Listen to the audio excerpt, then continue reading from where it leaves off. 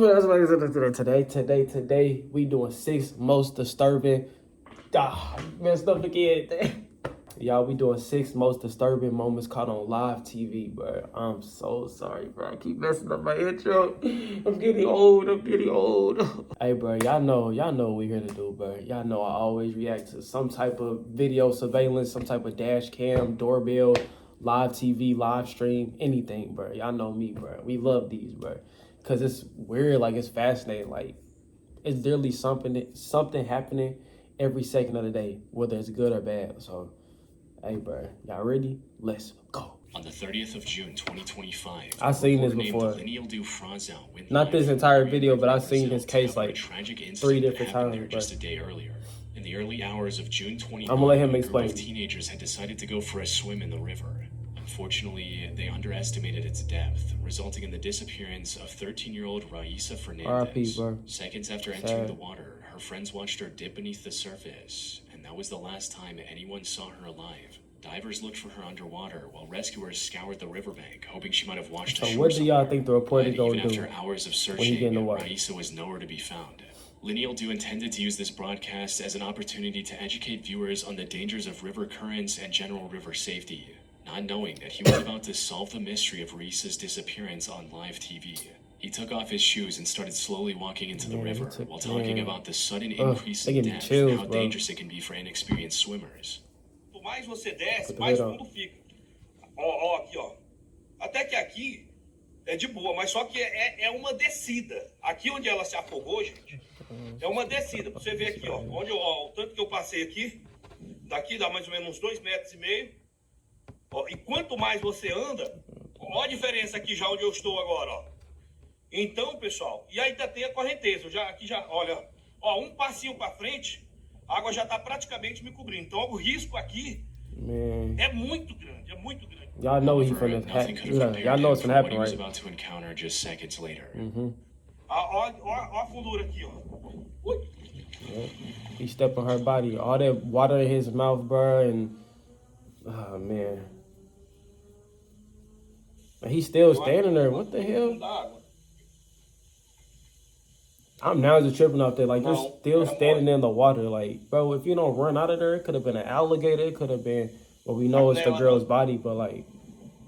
While trying to demonstrate the river's deceptive drop-off, Lineal Do accidentally stepped on something lying on the riverbed. It was too soft and organic feeling to be a rock or a submerged log, which caught him off guard. The murky water made it impossible to see beneath the surface. By it, Lineal Do was starting to realize what it could be, leaving him too disturbed to go back and investigate further. He got out of the water and contacted authorities immediately. And it wasn't long before divers recovered the remains of Raisa from that exact spot. Look how dirty that autopsy report confirmed that there was no foul play involved. What happened to her was nothing more than a tragic accident. R.I.P. to her, bro. That's crazy. Imagine you doing your job and you step on a dead body. The CBS 6 station in Albany, New York received a strange email with a 2-page document. It contained a nearly incomprehensible rant featuring Arnold Schwarzenegger, archaic centuries-old laws, and a proposal to create a board of trustees with prosecutorial immunity. However, the most important aspect of this document wasn't its content. Instead, the reason it stood out among the hundreds of emails the channel received every day was its author, 53-year-old Lawrence Krauss, who also included a selfie alongside the document. You see, Lawrence was currently under investigation for ending the lives of his own parents and getting away with it for over 8 years. It happened in August 2017. His 86-year-old father and 83-year-old mother were living out their retirement in their home in Crestwood Court in Albany, New York. And suddenly, they were gone without a trace. None of the neighbors saw them leaving or heard anything about where they were going. Their house was also left abandoned, with Lawrence only visiting it occasionally to collect mail, mow the lawn, and clear the snow. When asked about his parents, he claimed that they had moved back to Germany and won't be coming back. The neighbors had no reason to distrust Lawrence, so no one questioned their absence, and life went on as usual. A distant relative even requested a welfare check in 2020. By it, the neighbors repeated the same explanation Lawrence had given, ending the officer's questioning without any further suspicion. It wasn't until mid-2025 that the Albany police became aware of something shady going on with the Krauss family. Someone had been collecting Lawrence's parents' social security payments, even though the two hadn't been seen in years. This resulted in the police launching a formal investigation, and after months, finally executing a search warrant at the Krauss home on September 23rd. Over the next 48 hours, detectives collected thousands of financial documents and other evidence. More importantly, they discovered the remains of Lawrence's parents buried in the backyard. Lawrence likely knew that he was the prime suspect in this case, but instead of turning himself in or trying to run away, he made the unusual decision of sending this document to the local news network alongside his contact information. One of the directors at CBS 6 was familiar with the Krause case and immediately jumped at the opportunity to interview Lawrence. After giving him a call, Lawrence claimed that he was willing to do a live interview with the channel only if they published his document on the internet for everyone to see. The network agreed, and less than an hour later, Lawrence was sitting with a CBS 6 reporter for a live interview. Look how comfortably he's sitting, Lawrence was a bit hesitant at when first, he killed his parents, but after some pressure, he cracked and confessed to everything. Let me kill my parents, bro. What did you do to your parents? I buried them. I wouldn't even be alive. You buried them in the backyard. The fuck? Let any of us, in Albany. this skin When it color actually kill our happened, parents. We ain't gonna be When alive, your bro. parents died, And I love did they white know people, what was but happening damn. to them? Oh yeah, And they knew it was at your hand? but yes, no one else's. Right. So they realized what you were doing to them as it happened. Yes, They knew that this was it for them, that they were perishing at your hand. yes, and it was so quick. This How did is you do it? weird, bro. Y'all literally interviewing a killer, Well, you bro. just told us that. And he got regular It was at your sneakers on hand. and shorts on, Were bro. there drugs involved? In a Was there high-tech suffocation? facility. Was there? You suffocated. Like, what the fuck? No handcuffs, no You nothing. suffocated your parents. Yeah, What made this confession so disturbing, however, was the way Lorenz tried to portray it as something righteous. His argument essentially boiled down to, my parents were suffering from old age, so I did them a favor. Even though the neighbors described the couple as elderly, they were by no means sick or bedridden. They had normal routines where they tended to their garden, shared mint leaves with neighbors' kids, and listened to Polish music every day. Their That's lives sad, weren't bro. nearly as miserable as Lorenz tried to portray during this interview. Now, it's unclear if he's severely mentally ill and genuinely believed everything he was Nah, that saying, nigga fucked or up. if this Something interview wrong was with his him. way of trying to paint himself as the concerned son to earn the public's favor before his inevitable arrest. In either case, he had no way of escaping the consequences. I should have of shot his his ass heartless dead. He actions. killed 2 He was people, arrested bro. immediately after walking out of the network's building and is currently awaiting trial for the death of his parents. Currently waiting trial, bro. He should be fucking sent to the death penalty. He killed 2 of his On the night of people, bro. October 28, 2023, the Utilita Arena in Sheffield, England was packed with over 8,000 spectators. Oh, man. They were there to watch the ice hockey match between the Oh, Nottingham shit. Panthers and the Sheffield Steelers. The whole thing was also being broadcast live on TV for fans across the world. It's gonna be like a And fire the match started zone. off completely normal. The first period ended without either team scoring a point. About 35 minutes later, the score was 4-2 in favor of the Sheffield Steelers. The Panthers needed to score soon if they wanted to make a comeback. So, one of their more renowned players, Adam Johnson, got a hold of the puck and started pushing into the Steelers' defensive zone. But before he could reach the goal, the match got interrupted by one of the most tragic incidents in ice hockey history. Bro, is this As when Adam the was making his way to transgender the mom? goal, a different player of his team bumped into Matt Petgrave of the Steelers. This resulted in Matt getting launched in the air and slicing Adam's neck with one of his skates. Holy For those shit. who don't know, professional hockey skates are sharpened to a razor's edge. So it took very little force to leave a deep laceration across Adam's neck, causing him to bleed profusely in front of both the live crowd and the TV audience. Holy shit. Medics at the arena tried to stop the bleeding, but the cut was too deep. He He had already died? lost a lot of blood on the ice. Adam was then rushed to a nearby hospital. Unfortunately, despite going into surgery as quickly as possible, Adam couldn't survive the injury and passed away just hours later. Holy Matt shit. was arrested shortly after on suspicion that he had cut Adam on purpose. What? However, investigators found no foul play in Adam's death and ultimately ruled it a tragic Why would he do that accident. shit on The only purpose? silver lining in this entire case is that it resulted in the English Ice Hockey Association making neck guards mandatory for all players. Yeah. Something that would have likely prevented this from happening altogether. But at the time, wearing this protective gear was only a suggestion. Dang, I'm thinking that was the transgender mom On who the killed evening of September 2, her family. 2011, TVN, his one of the family. biggest networks in Chile, was airing the latest episode of a show called Calle That's 7. sad, bro. It That was a just live killed game me. show where teams competed in various challenges to make their way to the top, and this weekend's episode was supposed to be no different. But things took a disturbing turn about halfway through the episode when the show's host interrupted the looked like he was gonna be competitors on some seemingly out bullshit. of nowhere and told them to stop. Quiero que paren la competencia. Quiero que paren la competencia, por favor. Nos acaba de llegar una información muy difícil de entregar. no habíamos querido decir nada antes de chequear bien lo que estaba sucediendo porque compromete a personajes del canal, a personas muy queridas, a un equipo del canal, entre ellos Felipe Camiroaga y Bruce, Roberto Bruce, que también estaba en aquel vuelo a la isla de Juan Fernández, según tengo entendido. Es información que nos está llegando en este momento. El Ministerio de Defensa informó esta tarde al presidente de la República que un equipo de TVN iba al borde de una nave de la Fuerza Aérea de Chile que capotó en el archipiélago de Juan Fernández.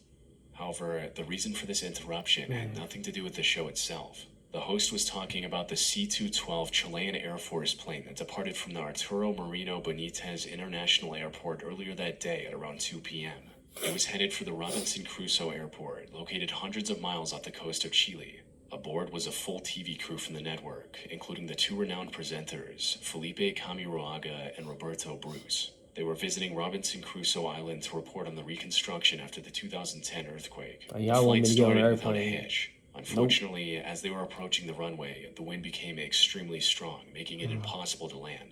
The pilot tried to land a couple of times, circling in the air after each attempt. However, on the third attempt, witnesses saw the plane lose altitude much faster than expected and crash into the ocean just a mile from the island. By the time rescuers reached the crash site, it was already too late.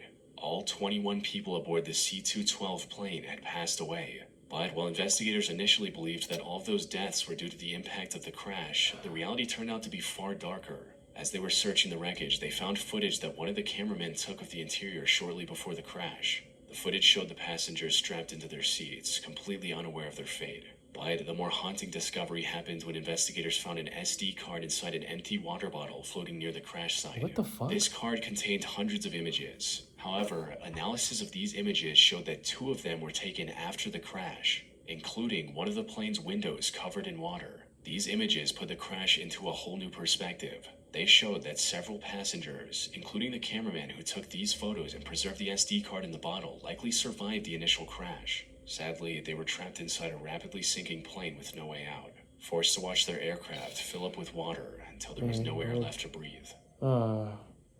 That hurts, bro. 21 people, bro.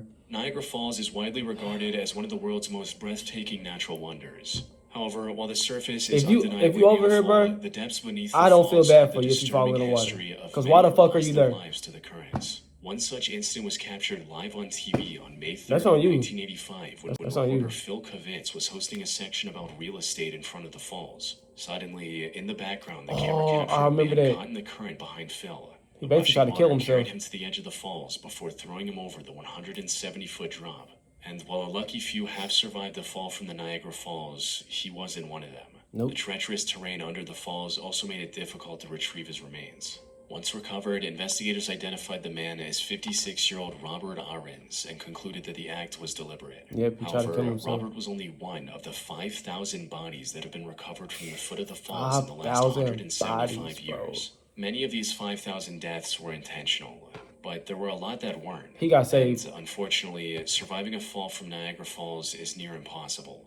Once you fall in, the cold water makes it extremely difficult to breathe, making it even more challenging to swim to the surface. The water near the edge can also move at over 60 miles per hour, adding another layer of difficulty to an already impossible challenge. I can't swim, I can't get on planes, none of that shit, bro. I'll be cooked in every situation. I ain't gonna lie. Damn. On the 23rd of August 2010 at around 10 a.m., 21 tourists from Hong Kong returned to their tour bus after visiting the historic Fort Santiago in Manila, Philippines. They were also accompanied by 3 Filipino tour guides, and the trip had been going fantastic so far. But just as they were about to set out to the next location, they got interrupted by a middle-aged man in a police uniform. He was openly carrying multiple firearms, and his demeanor made it clear he wasn't afraid to use them either. Something that became even more apparent as time went on. For now, things started off fairly calm, with him asking the driver for a ride to the next station. The bus driver tried to reject the request respectfully, explaining that he couldn't let him on because it was a private vehicle, not a public bus. Please don't tell me he killed all those However, people, the man wasn't having any of it. As soon as the bus driver rejected his request, he equipped one of his firearms and claimed that he was taking the bus hostage. This was 55-year-old Rolando Mendoza, a police officer with nearly 30 years of service. But he'd recently been fired over drug charges that Rolando claimed were untrue. Getting fired left him with no pension after 3 decades of hard work. And while he tried to fight for his job through official means, his superiors wouldn't listen. In an act of desperation and defiance, Rolando took this bus full of tourists hostage and presented a single demand. He wanted his job back. The situation so far looked fairly manageable, with 2 of his former colleagues establishing communications without any pushback. Right, just they were fucking even give able it to to him. convince Just him to release a pretend. few of the hostages. Granting his relatively simple demand would have been easy, but what followed was one of the biggest hostage disasters in the country's history. All because those in charge couldn't agree on the next move. Things started going downhill when Rolando's brother tried to approach the bus and was immediately detained by the officers. This made the already furious Rolando Why the even fuck would y'all angrier and more do that? unstable. The situation only got worse once the media got involved. Nearly every news channel in the country started broadcasting the situation live. They talked about everything, including the plans officials were making outside. What they didn't know, however, was that the bus had a working TV and Rolando was watching and listening in on everything. Oh This my could have helped him God. formulate a plan and get what he wanted without hurting anyone. Unfortunately, the lackluster response from the officials made a peaceful resolution near impossible. His anger reached a boiling point when he saw how his brother was being treated by the police on live TV. Dude, This what resulted the in Rolando getting fuck? blinded by rage and opening fire on the hostages. Around the same time, the bus driver managed to free himself from the handcuffs Rolando put him in and escape through the driver's That side nigga door. gone. Unfortunately, while he was able to remain unharmed, other hostages weren't as lucky. Since, according to the bus driver, they were all dead, leaving Rolando alone in the bus. This revelation gave authorities the go-ahead to surround the bus and try to break in without any more casualties. But Rolando wasn't willing to go down without a fight. As soon as they tried to enter through the emergency took off. exit, Rolando opened fire, hitting one officer on his bulletproof helmet and barely missing the others. So the officers thought of a different strategy. They flooded the back of the bus with tear gas, forcing him to the front, right into the crosshairs of a sniper, finally ending the hostage crisis. Fuck, It wasn't dude. until after his death that police realized the bus driver had misunderstood the situation and that 9 of the hostages were still alive. 9 of them, The okay. massive loss of innocent lives broadcast live for So the that's world 12 to see, people that died. coupled with officials making wrong decisions at every turn, it drew intense global scrutiny, marking this as one of the worst and most tragic incidents in Filipino history. Jesus Christ, bro. This dude went out crazy, bro.